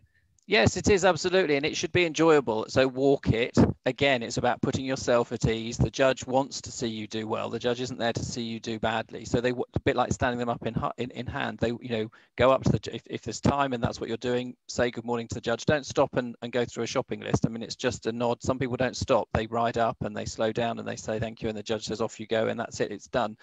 You know, so you crack on. They want to see you do well. They want to see something fluent with rhythm that's positive, confident, clean. So it's showing itself off to its best. You know, would this horse be safe? Are the rider and horse a good combination? You know, is the horse taking the rider? Is the rider having to manage the horse? And we can see that. Definitely, you can see it. And it's things like take your time, isn't it? You know, take your time, use the corners, change the canter lead. Little finesse items. Yeah, using the corner is very important, because you can keep moving. You know, you're looking at different levels as well. Novice wise, you may well be looking to get your horse on the right leg and taking the time and using the time a little bit more. In an open class might be a bit different. We wouldn't expect you to keep sort of chopping and changing, because if it's a working hunter track and you're out hunting, you haven't got time to be doing all that out hunting. You should be produced, ready to go, and your horse is tuned up, and so are you. So, you know, it needs to keep moving. It needs to look good and feel good and be clean. And using the corners allows you to take your time. Some people, you do get very wound up and they come in and they go around the corners too quickly, and the fences are coming bang, bang, bang, bang, bang, and they come fast enough as it is. They will come to you. You just ride the corners, let the fences come to you. The rest just happens. And let the fence come to you. I think that was something we were talking about last week as well, about trying to keep the stride quite even. If you're going to make the adjustments, make them as far back as you possibly can. Just try and keep the stride even. Well, horses don't intentionally. I mean, 99% of the time, horses jump naturally and they see their own stride. So being able to ride a horse with confidence and forward is very. I mean, I don't see a very good stride. I never did. So my horses were. I left them to it, but nobody knew I couldn't really see one, because you let the horses get away with, just get on with the job, and they know they're doing their job. They don't get it wrong. They get it wrong because we interfere with them. And we change their mind. We do what we want, then we get it wrong, and then go, "Oh, you do it," and then the horse goes, "Oh, cripes, okay, right, next one." So it's about this relationship and understanding the horses. Horses don't want to make mistakes. They don't set out to do a bad job. There's actually a really good piece this week, and people will be able to find this, but it was done on, I think it was Sky Sports Racing. Henrietta Knight was interviewed by Mick Fitzgerald. She says, and her husband says, the horses don't get the stride wrong. The problem is always when you put a jockey on the top. 100%. And the number of times you do see, I really like it when you hear people say, "I got that wrong and I need to work on that as they come out, and I'm sorry about that," or whatever. That's great. What I don't want to hear is, as a judge or a human being that loves thoroughbreds in particular, is, "Oh, it did this and it did that," and blaming the horse. It's rarely the horse's fault. The horse didn't ask for us to get on it, and so we got to work with it. It's a relationship, and the horse left to its own devices could go around there, no problem at all. So Henrietta is absolutely spot on, I would say. Absolutely, and there's a balance, isn't there, between waiting for the fence to come to you and still riding forward, because there's nothing worse than seeing someone hucking back constantly, and the strides are terrible, shorter and more backwards and more backwards and more backwards. Well, again, you let then you go past the point of letting the fence come to you, because it's coming to you, and then you stop it coming to you because you interfere. But if you sit still, you just steer it round, follow the corners, let the course is designed. They won't just plonk down. There will be somebody who's gone to a lot of trouble to put all the things in the right places. Just jump them. That's the key bit. Thank you, David. Richard, back to you. A few questions about older horses and what sort of classes are available. Anything, just general tips for showing our veteran horses? Well, there are actually two societies that cater for veteran horses, the Senior Showing and Dressage and the Veteran Horse Society. But the fact remains that a lot of, particularly of the chasing types of racehorses that come out of training when they're older, they are still perfectly capable of holding their own against the younger horses if they're good enough in the straight show classes. But if you've got one, and I mean, obviously they all get a year older as the years go by, then if you want to, as your horse becomes 16, 17 years old, you can then go towards what I call the veteran classes. And there, the judges don't ride them. They give an individual show. And then it's down to the rider to present them as best they can. Okay, thank you, Richard. Hopper, this one to you. Should I pull or plait my horse's tail for showing, or does it change depending on the class? That's from Audrey. No, I don't think it matters if it's pulled or plaited. It'd be unusual to but not to do anything. I mean, historically, racehorses don't have their tails touched; they have them banged off nice and short. But I think once you get into the showing classes, you've got to tidy their tails up, and I think a neatly pulled tail looks good. But much more important than that is to cut it off short enough. Okay, thank you very much, Helen. For you, okay, this one.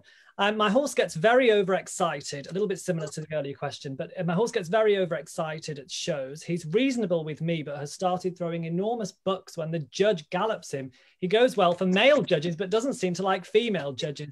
I am female. Well, how do you deal with a sexist horse, Helen? Blimey. If it's that clear cut, then you just need to have more people on at home, and I don't know, perhaps hire an arena or go to a big field somewhere and just have a go and see what happens, and chuck a couple of your friends on and see if you can. You need to find the problem, you need to recreate the problem to try and fix it, if that makes sense. But yeah, it's very odd. Quite often it's the other way round. Some of these horses find men's legs quite intense if they're wrapped around quite tight. But yeah, that's quite odd for it to be the other way round. But yeah, a bit more investigation and just try and dig out the problem and go from there. And keep us updated on how you get on, because that sounds right. Right. I find showing very intimidating. This one as well for you, Helen. How do are there any nice beginner classes or venues that you generally think about recommending, or what can I do? I'm very anxious about the thought of starting showing. Now, this comes on to a point that I want to just raise generally. We've spoke about lots of things which are not problems, but they're sort of things that we need to overcome. But let's not forget that this, whether you choose showing or whether you choose dressage or whether you choose eventing, it's all designed to be fun, isn't it? The whole thing is fun. So, you know, that's got to be the top reason for doing all of this. Definitely, and we've all started somewhere. We've all started with a pony back in the day, or a horse that we thought we might do a bit of showing with. So we've all been that beginner or that person that perhaps wasn't really ready for what we were doing. We've all perhaps been a little unprepared. We've all done it, and I think make that first trip, that first show, pick a nice riding club show, and then you can sort of build your way from there. And but it can be quite an intimidating world. Once you've made that first conversation with one of the professionals, and well, they're not actually that bad, and so is really nice and gave me a bit of advice, and actually they're all really lovely. And I mean, everybody is there essentially to do their job. The pros are there to earn their bread and butter, but they're never going to if you say, could you just give me a bit of advice on this or that, or 99% of people will always help. It's really not as scary as you might like to think. But yeah, definitely start at your riding clubs, build up your confidence. It's amazing how quick your confidence does grow. If you've got a nice horse and it's meant to do it, you will get there. Yeah, I think I can definitely vouch for that. So you showing people are definitely, you showing community generally are a friendly bunch. And I can say that, comment on lots of different disciplines, and you lot would definitely be up there with the friendly category. So I think people that are nervous, and especially with the RoR classes and championships, there's a really nice atmosphere to them, isn't there? That, you know, that everybody's there to help each other. You can absolutely ask anybody a question. And I would also say, if you ask somebody a question and they're rude to you, or that they're probably not the kind of people you want to be asking questions to, are they? Well, they might be having a really bad day. They have bad days like the rest of us. You might just catch somebody at the wrong moment. But yeah, don't be afraid to ask any questions or speak to people. They're real humans, and they're quite happy to have a chat. So everybody remember these 4 faces, and you can find them and ask them questions. One more for you, Helen, actually, on a sort of practical element is actually isn't really just about showing, but more generally, anxious and bad travellers. It's not something I've had to tackle before, but I do have an ex-racehorse that gets very anxious about standing on the lorry when waiting between showing classes. Yeah, and that's something that I think all of the ex-racehorses struggle with to a certain degree, because every lorry trip has ended up with going to the gallops or going to the races. So there's always that element of a bit of nervousness, a bit of excitement, a bit of all of those things sort of rolled into one. So it's again, that repetition of going somewhere and having a nice time. And a lot of these racehorses do have problems with their tummies. They do quite often have stomach ulcers. They always need a little bit of mindful feeding and just a little bit of care in that respect. I mean, quite often there's loads of really good supplements that you perhaps give a horse before traveling or work, that kind of thing. So it could just be that there's a bit of excess sort of acid going on in their tummy, that kind of thing. But yeah, you'll find the more nice trips they have, the easier they find it, and the less they find it to be a problem. But you have to put your head into theirs for a little while and just think, well, how do they feel? What are they expecting to happen? And you might have taken them to 2 shows and think, well, why isn't it settled? But it's probably been to, I don't know, it could have been to 50 races. It could have been on the lorry 150 times and had something quite exciting and potentially traumatic. Racehorses deal with all of its racing and its race life very differently. Some thrive on it, some don't enjoy it, some they all kind of deal with it differently, and they're always pushed to their limits in different degrees, mentally, physically, all of those things. So we have to just give them the benefit of the doubt that there's a lot of undoing before we can build up their confidence for something new. So yeah, Rome wasn't built in a day, just step by step, trip by trip. And yeah, just again, if what you're doing isn't perhaps working, ask for a bit of advice. It might just be that your horse perhaps doesn't like traveling with lots of room, not very much room. Things like that can make a difference. The hay net might not be in the right place. It's loads of little things that we can try. Just make them as happy as we can. Okay, great answer, Helen. Thank you. Coming to the final few questions now. Hopper, an anonymous person, has asked, what should I do? I've got a large 17-hand horse, but doesn't have as much bone as other horses that I have owned. What would you recommend as a good starting point? Obviously, it's very hard without seeing the horse, but I would suspect a lightweight hunter. If it's not got much bone, I mean, and they always say, an ounce of blood is as good as an inch of bone. So I would think probably your best bet is to try a lightweight hunter. Okay. But it is very hard without seeing the picture. Okay, thanks for that.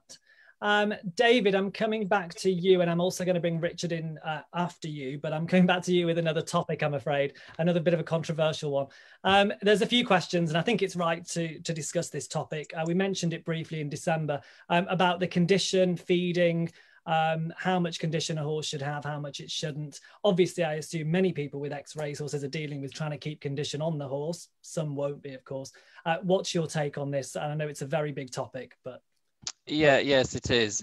And links into the, a little bit what Helen was saying about the travelling as well. I think, these horses have a change of career, change of pace to their life. So of course that the feeding is impacted. It's a very big part of any animal's life, let alone a horse. It's a big part of our own life, what we consume and how we move, calories in and calories out, and all of that is a massive subject. And horses are no different. And these are athletes that have used to be, on the whole, performing at a very high level, doing a lot of work, and then they change, doing different work to a different level of a different type, and their environment is different. So all of those things impact, and then there's medical issues to go with that. But I think the covering of a horse, I don't like to see a horse with too much weight on it. I really don't. It's not a good look.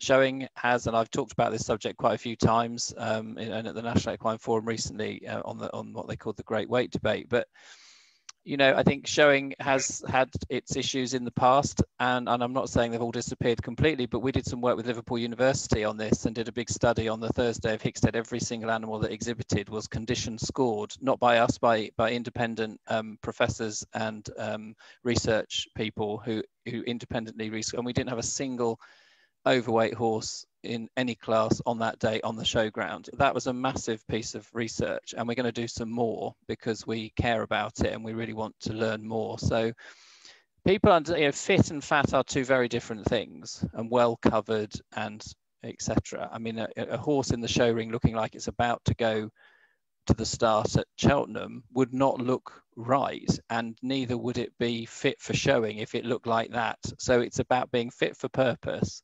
but no horse should carry too much weight, and too much weight on a thoroughbred really looks out of place because they're very elegant, very finely, beautifully constructed animals. So it looks out of place very quickly.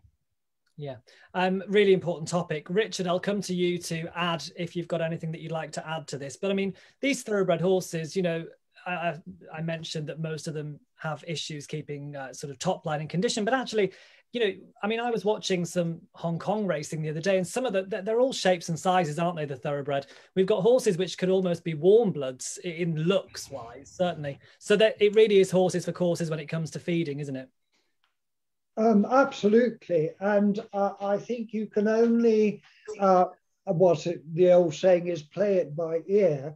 Some horses are really fussy feeders. It's very difficult to get them.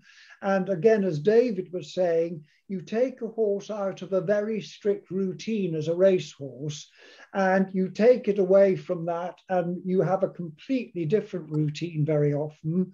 And the horse can become very upset, and it can be, in fact, come out of racing and lose weight because it's what I call anxious and unsettled in its new career.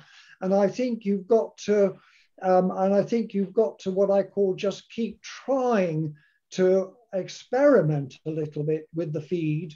I mean, the best thing of all, of course, is good old Dr. Green, the grass. If you've got lovely spring and summer grass, that's the best thing of all to help get the condition on the horse.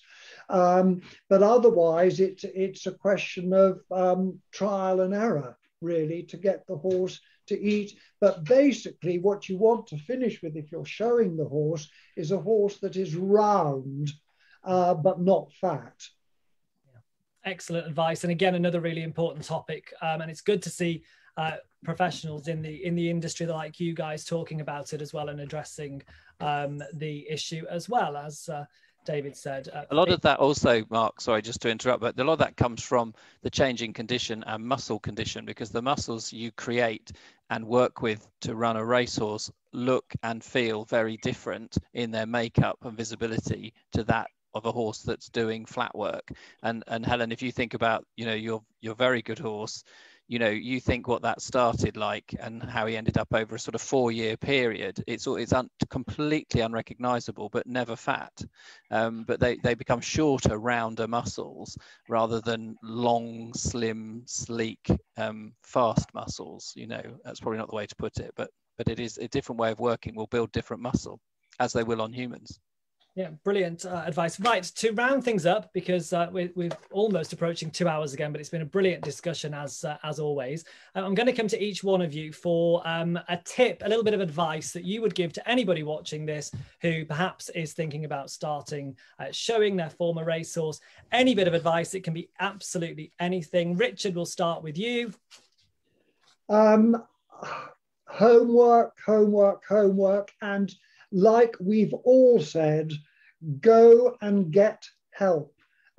So often you find a nice horse, but it's going badly, and you say to the person, well, do you get any help? No, I don't. And, you know, we all of us need somebody on the ground to help us get the best out of a horse, whether we're eventing, dressaging, show jumping, showing, whatever it is. And there are so many people who are good and can really help. I mean, wherever you live, whether it's Scotland or Cornwall or wherever, there is somebody there who will be good enough to put you on the right track. But I think with the ex-racehorse in particular, I think time is of the essence. You have got to give them time and not feel that you've got to rush to your nearest competition because all your friends are going. Do wait and feel that your horse is actually ready to go when you are ready to go. Great advice.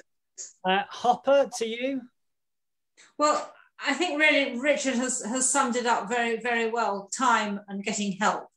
But I think the one thing that you need to bear in mind, and with all horses, but very much when you're retraining racehorses, that when you get as far as getting in the ring, you need to create a happy picture. And those of us that judge, we love to see a horse walk into the ring, going forwards, looking out through his bridle, not being dragged into a position, and just looking as a very happy picture. And I think that people mustn't get too anxious about this, getting so anxious that they get it right, that they worry the horse and they are not, you know, struggling with their hands to get the horse on the bridle. Just remember that judges like happy horses. Excellent. Thank you very much for that. Helen, to you. Yeah, I mean, I think the best thing I can suggest is if you're new to a show and you want to have a go, as soon as these things start up again, but you need to go to a county show for a day out. You need to plonk yourself by the side of the ring, and you need to just sit and watch, and not only watching what they're doing when they're in front of the judge, watch what they're doing before they're going out to perhaps do their in hand. And honestly, it's hours well spent just watching how everybody does it, and just if you can pick 2 or 3 little bits to improve yourself, then it will be totally worthwhile. Excellent advice. Thank you for that. And finally, David. Well, I mean, the guys have summed it up really well. I think first and foremost, apart from the preparation and research and being ready and understanding what you're doing, of course, for me, that's, very important, but it has to be fun and it has to be enjoyable. And if it's not, don't do it, and challenge yourself, but enjoy it. Even if it goes wrong, learn from that, take it home with you, work on it, do all the things Helen's been talking about. The perfect thing never just happened. Everything is an evolution. It's about what we put into it. Some are easier than others, but having a horse is an amazing thing, and we're very, very lucky that if we're lucky enough to have them in our lives, particularly thoroughbreds and particularly ex-race horses, that we are very, very privileged and honoured to have them. And they're amazing animals, and enjoy them. First and foremost, enjoy them, get to know them, let them get to know you. That whole sort of listen, feel, think, decide thing that was my sort of pivotal moment for me, is because that's exactly what I do. First of all, I just want to listen and listen to myself, listen to the horse, get to know it, build the relationship.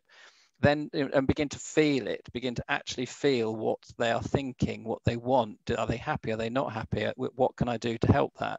Don't treat them like humans, treat them like horses. They are horses and they need routine and they need to be treated like horses. You might be cold, they're probably not cold. They are designed to live outside, we are not. So, then think about things, think about what you want to do, and then make decisions.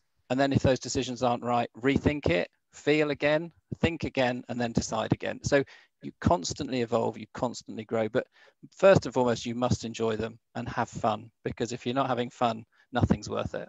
No, absolutely. These, it's an expensive game to be in. It's quite stressful at times. And if you're not having fun, there's absolutely no point. And that's why we're all doing this. Is why we're all talking about this love that we have for horses. It's all fundamentally down to fun. So thank you very, very much for that, David. So thank you again to everybody who's joined us for this brilliant webinar. We've gone a little bit over time again, but I don't think it really matters. Our guests have been brilliant.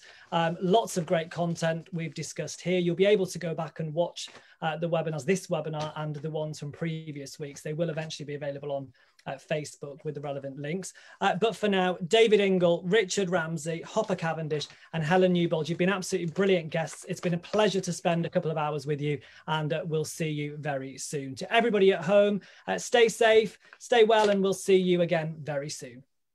Thank you. Thank you. Well, you'll find out more about the RoR showing series on the RoR website. There is a class for everyone, as we've discussed in this webinar. The RoR Tattersall Show Series Final and the RoR Amateur Ridden Show Series Final are both sponsored by Tattersalls, and the finals are taking place on Sunday, the 27th of June at the Alshira Hickstead Derby meeting. It'll be the first time the RoR Amateur Ridden Final is at Hickstead. As always, you can find out more information on the website, but don't forget to join me next week for another one of these webinars. And I'm joined by 3 brilliant guests, and we're going to be talking all about confidence and connection following on from today's webinar. Sophie Wells, Julie Frizzell and Guy Robertson will be with me. So I'll see you next Wednesday, the 24th of February at 7 o'clock.